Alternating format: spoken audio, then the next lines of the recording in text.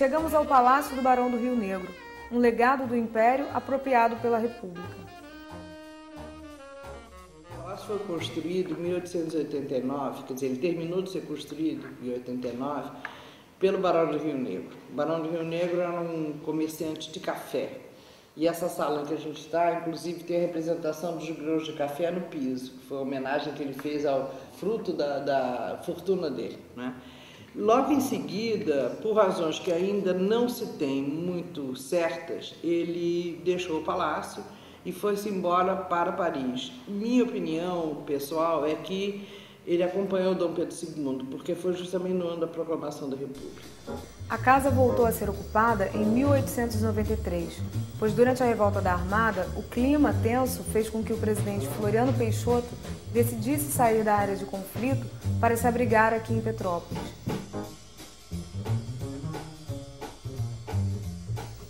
A cidade momentaneamente se fez capital da província do Rio de Janeiro. Passado o susto, a casa voltou a ficar vazia em um novo período de esquecimento. Nesse meio tempo, uma série de percalços, hipotecas, dívidas da família, né, com o Banco da República do Brasil, que seria o Banco do Brasil de hoje em dia, e a União, então, já o governo federal, já era república, comprou a casa, quitou a hipoteca e a casa passou a ser utilizada como residência de verão dos presidentes da República. Então fazia todo sentido, né, sair do Rio de Janeiro e vir a Petrópolis passar o verão.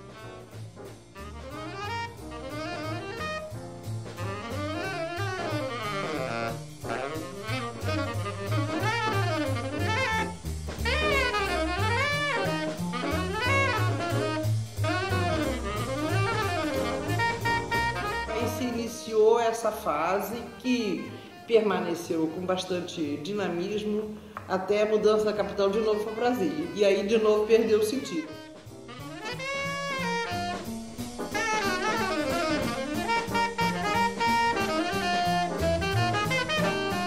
No fim das contas, a história do país, ela parou, quer dizer, na verdade não parou, mas parece ter parado, porque houve um corte e aí depois ninguém mais toca no assunto.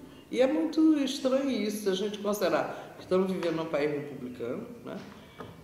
Uma república consolidada e que não se sabe quase nada.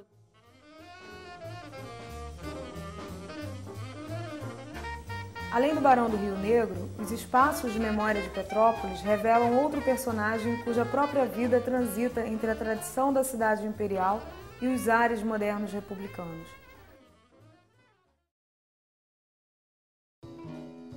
Trata-se de Alberto Santos Dumont.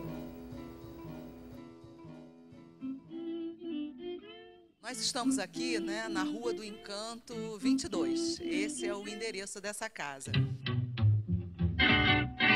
Foi construída em aproximadamente 6 meses, supervisionada pelo engenheiro, né, o Dr. Eduardo Pederneiras, e com um acompanhamento constante de Santos Dumont.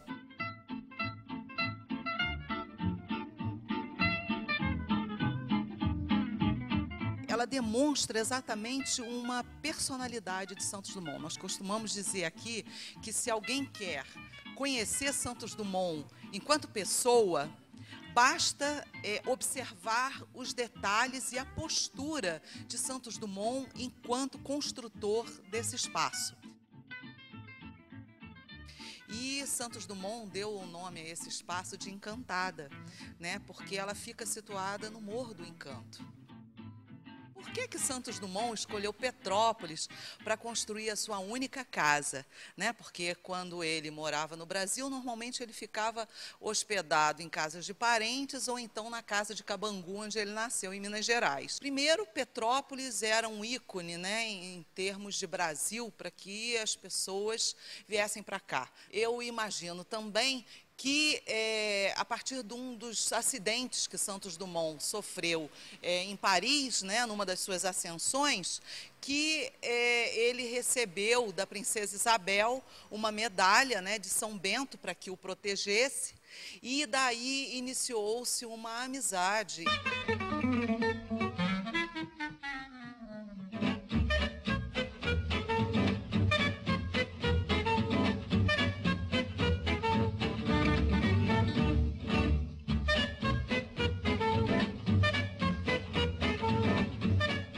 quando Santos Dumont mandou fazer essa escada, ela ficou muito íngreme, né? Muito em pé.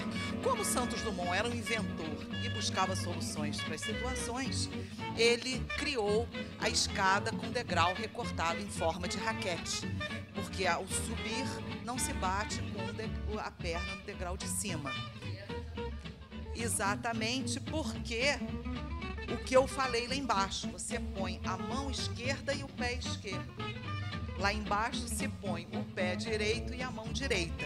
Então essa pode ser uma explicação em termos de coordenação motora, né? Que na verdade desconstrói aquele imaginário de que se inicia com o pé direito por superstição.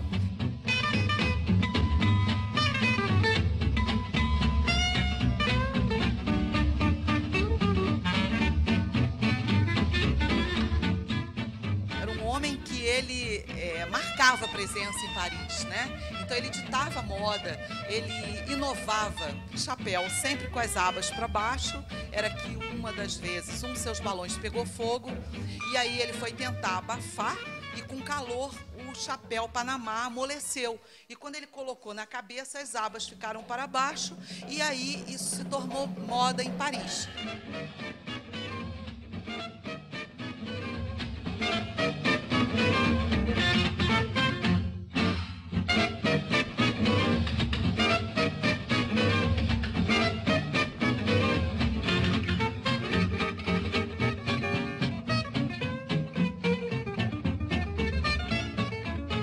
Ele ganhou o prêmio, que o Deutsche de la Meurthe, né, que ele contornou a Torre Eiffel, né, e conquistou a dirigibilidade. O prêmio que ele ganhou dava para comprar um castelo em Paris. Parte ele dividiu com seus mecânicos e uma outra parte entregou ao chefe de polícia para que tirasse do penhor as ferramentas que estavam penhoradas para que as pessoas tivessem possibilidade de voltar ao trabalho.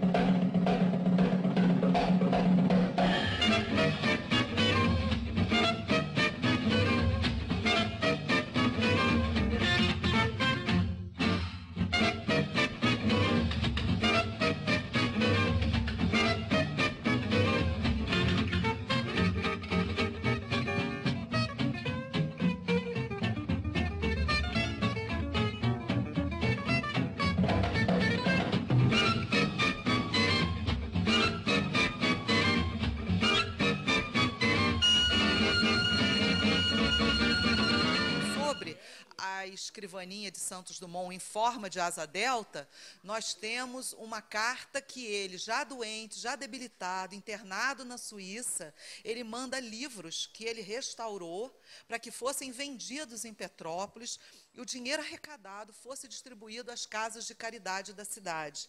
E foi esse o objetivo dele ao fazer o homem voar. Na verdade, o intuito dele era encurtar as distâncias, fazer com que a comunicação fosse facilitada e, a partir daí, as pessoas estivessem mais próximas umas das outras.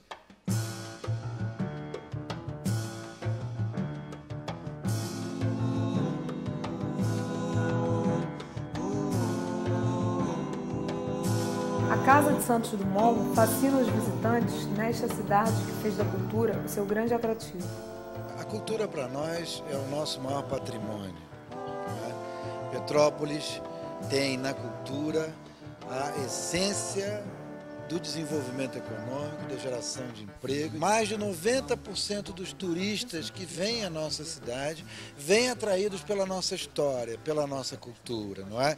São quase 600 mil turistas ano que recebemos na nossa cidade. Terminamos nosso percurso. São muitas memórias, instituídas ou não. Assim como os museus elegeram suas histórias e dentro delas seus personagens, o projeto Panorama Museal do Estado do Rio de Janeiro também fez uma opção dentro desta história de tantos séculos. Que a visita suscite novos percursos e multiplique as memórias. Um dia vi